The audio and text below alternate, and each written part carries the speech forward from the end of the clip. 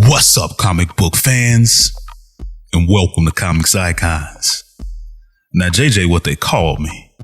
And today, we got more Avengers.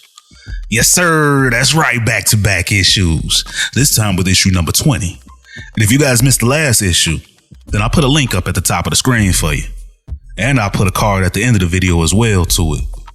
But when we left off with this series, the Avengers were contacted by the new Sorcerer Supreme, Victor Von Doom, who questioned why the Avengers, who represent the biggest power in the world, has yet to use that power to fix and rule it, setting up his potential motivations for the upcoming One World Under Doom event.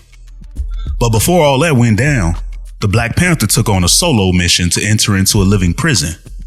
The living prison that contains a pocket dimension full of prisoners, as T'Challa ventured inside to free those prisoners. And I gotta tell y'all now, T'Challa goes hard in this issue. So if you guys are ready to see the Black Panther go on a one-man mission to venture into the unknown and free a bunch of intergalactic prisoners, then you guys know what time it is. Let's get it. So we kicked this issue off inside of the living prison with two guys on the run. Apparently they had went into the enemy's territory, the one that controls the food. And it was either that or they would have had to go straight cannibal on one another to survive. And as these guys are being chased, one of the guys takes a stumble and jacks up his leg as the loyalists in this territory get closer. And as it looks like it's about to be over with for these guys, Black Panther comes flying in to the rescue. So the thing about this place is, currently there's been an uprising ever since the ruler of this place, Meridian Diadem, went silent.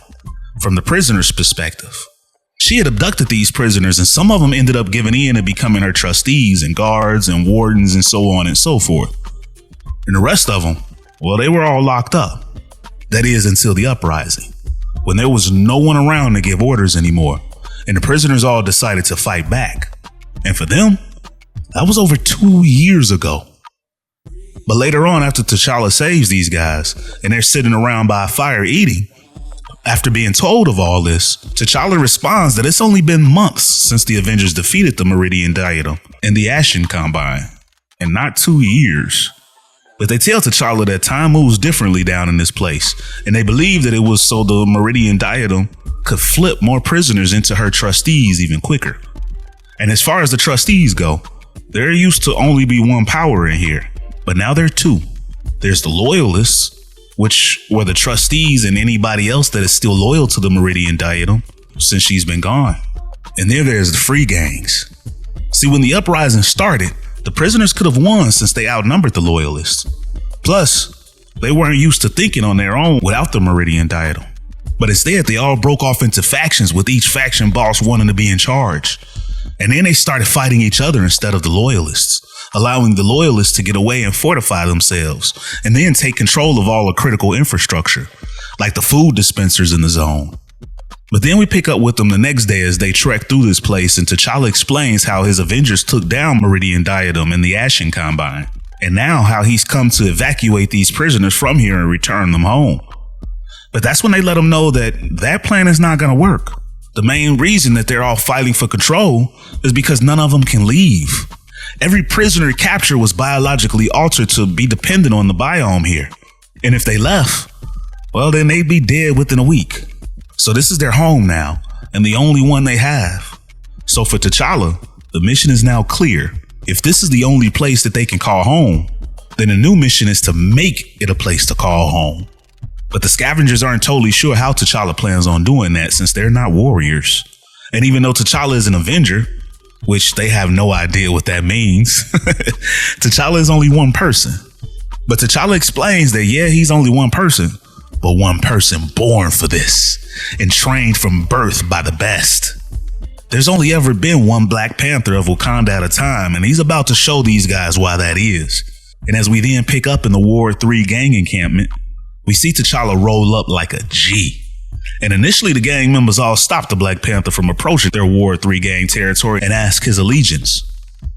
But he replies that he's the Black Panther and this is Panther gang territory, not Ward 3 gang. And he's come to collect their oaths of allegiance to him. But the Ward 3 members think T'Challa is crazy, so they put up a fight. But that fight ends pretty damn quickly as T'Challa takes him down. And then he calls out the master of the War 3 gang, as he thinks that the trick is to find the balance, for your strength to roar like a lion, and for your mockery to laugh like a hyena, to be powerful enough to make your challenge real, to be cruel enough to goad the response you wish. And just like T'Challa had hoped, his challenge is answered as the leader walks out of his tent, and this dude is a huge, hulking beast of a creature who calls T'Challa a clown. But T'Challa responds that this leader's followers are wasted on him.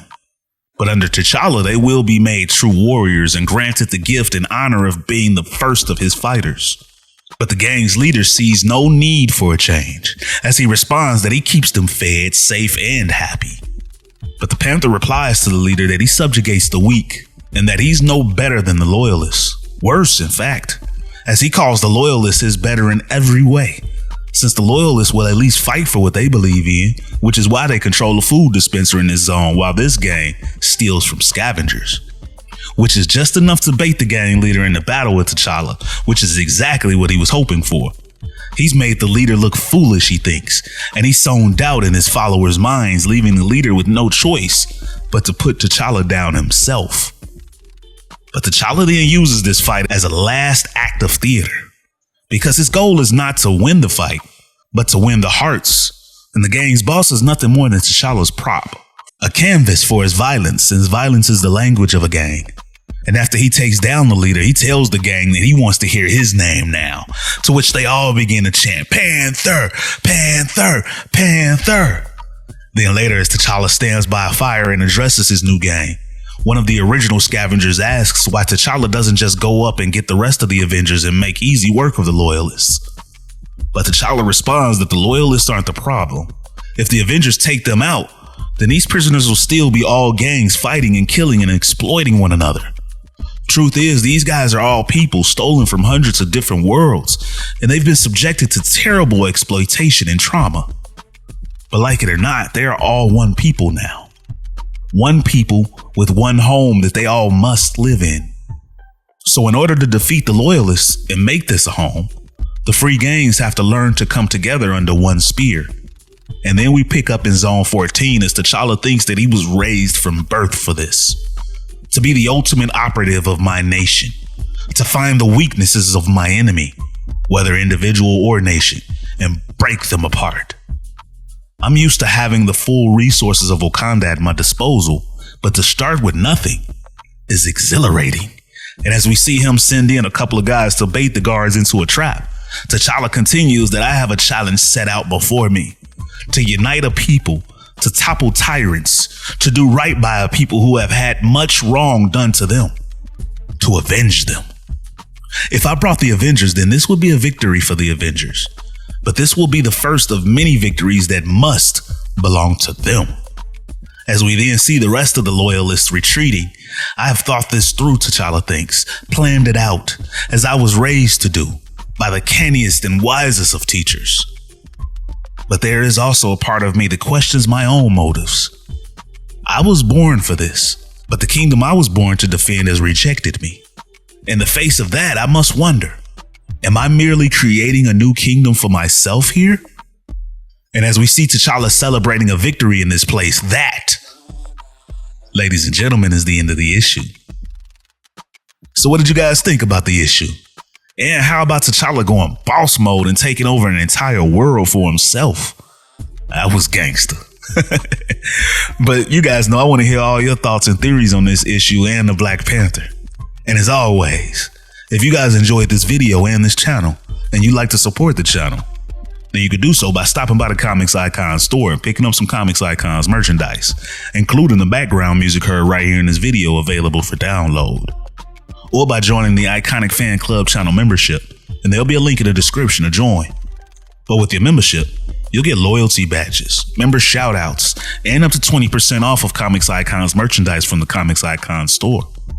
And even a chance to pick a video of your own choosing for me to post. Your own special request. Plus, we've got tiers to the memberships as well, beginning at just 99 cents. Or you guys can donate to the channel with a super thanks. And if you're not able to do any of that, then you can still help out this channel's future tremendously by dropping a like, share, and subscribe in the Comics Icons for more icons in the comic book world. But ladies and gentlemen, it's about that time. I'm out.